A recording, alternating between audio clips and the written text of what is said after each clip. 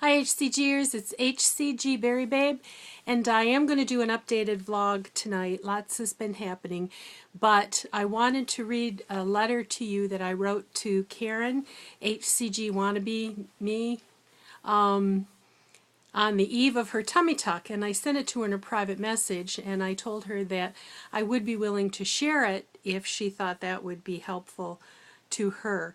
So what you're going to get is a very graphic explanation, and I mean graphic, TMI, of what my tummy tuck was like.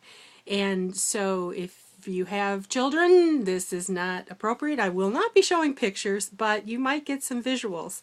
So if this is not something you have an interest in, then click off now. I tried to make it unlisted on the Facebook page, but I couldn't figure out how, and I did want to get it out because as of now, Karen's had her tummy tuck. I haven't had a chance to, I see that there's a vlog from her. I haven't had a chance to watch that, but I did see she said hurts. Hurts a lot. So I'm going to read this, so I apologize for not looking at the camera because I'm not going to make it dramatic. I'm just going to read it. I typed it for her because in terms of, it's very personal, and I will share. Some of others of you are thinking of doing it. I just want to remind you, though, that my highest had been 323 pounds, and I had been overweight all of my life from about the age of 3, and I had a very, very large hanging stomach. So what Karen was dealing with was less, but given the amount of weight that they took off, of course maybe some of that might have been her lipo, but she went through some cutting and sucking. So my letter goes as this: just caught up on all of your recent vlogs, and in the last one in my queue you were trying to process the reality of your upcoming tummy tuck. About 4 years ago I underwent this procedure, so I thought I would share my rememberings. I've had 3 bariatric surgeries, all open, and of course all prior to the tummy tuck.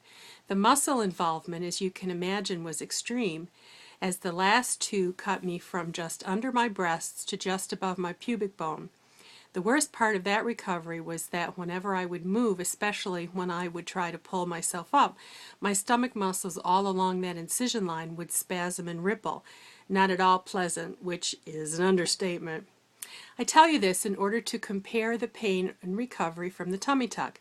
Not only did I have the smile incision along, it goes from hip to hip along the pubic area, which is, they say, is usually below a bikini line. I also had a vertical incision that went up to below my breast.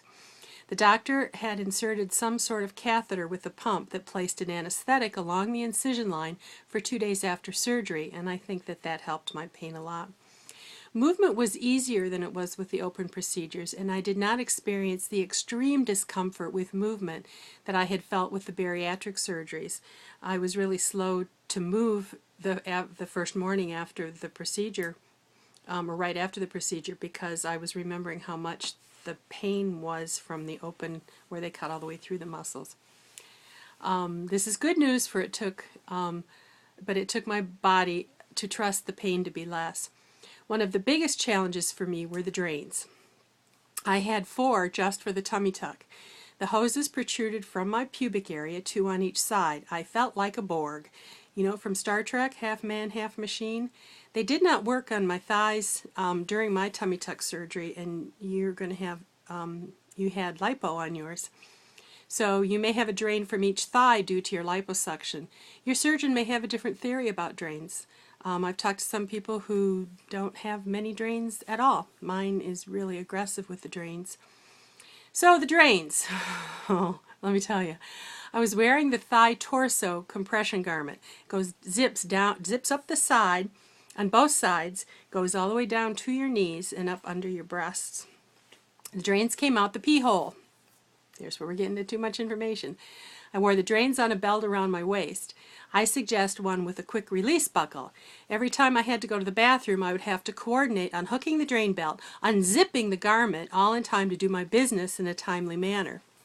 With my last bariatric surgery, when I eat something I shouldn't, carbs and sugar, the results are an urgent need to hit the head in a hurry. Match this urgency with frequency, and this became the most tiresome and demoralizing part of my whole ordeal. If I had been able to utilize the pee hole without the backdoor involvement, the whole experience would have been less traumatic. So pain, not so bad in comparison. There is almost more of a paper cut quality to the incision in many places. I still get twinges of discomfort from the fine-tuning places around the back of my hips where the incision was fine-tuned and came down right to nothing. I don't have any what they call dog ears at all. I also still get discomfort from time to time from the drain hole scars in my groin area. However, to consider 4 drains from the tummy tuck, never mind the previous abdominal surgeries I had, and then 4 drains from the first thigh surgery where they worked on 2 legs, and then 2 drains on each leg separately as they did those last summer. And my poor pubic area will never be the same. Your experience, Karen, I'm hoping, will be much less traumatic, I'm sure. So in my opinion, the pain is manageable. You do need to be sure and honor the lifting restrictions, as you don't want to compromise your incision line. You can also end up popping a hernia. I found that rolling to my side and then getting to my side, rolling on my stomach, and leading out of bed with my legs was the best way to get out of bed from a lying down position. For me, it was the liposuction that was really the kicker. You wear the compression garments because there can be extreme swelling after lipo. It's not unusual for me to be 10 pounds heavier after the surgery due to the swelling, and it takes a while for this weight to dissipate. My suggestion is to elevate your legs immediately and keep them up for as long as possible. The more you can minimize the swelling, the less discomfort you'll have. You will be swollen. Do you hear me? Stay away from the scale. You'll drive yourself crazy. When they tell you they removed X amount of fat or skin, you'll expect to get right up on the scale and be down that much. Not. Your weight will be up for a while and maybe for a long while. It was the head trip I wasn't ready for, and this is really the big part that I want to share. In listening to your last vlog, I was touched by your anticipated grief for the loss of the extra skin that has been a part of you for so long. I totally understand this and feel compelled to share my experience. My friend Fat But Foxy also experienced this after her tummy tuck. They removed a huge apron from me, 10.5 pounds worth. With the vertical incisions, the doctor pulled the skin from the sides and took out skin fat in a keyhole-like fashion. I was expecting to immediately feel liberated and svelte. Not. I couldn't own my new shape for probably 6 months, maybe longer. The drains made me feel inhuman and overshadowed everything for me. Dealing with them in the shower, as well as being nervous about actually touching my incision lines, made me feel like my body belonged to somebody else. One of the first things I missed was, TMI, drawing under that big fat hanging down apron of skin. A part of me was gone, even if it was a part that I reviled. I also no longer had a place to tuck my napkin when I sat down at a restaurant to eat.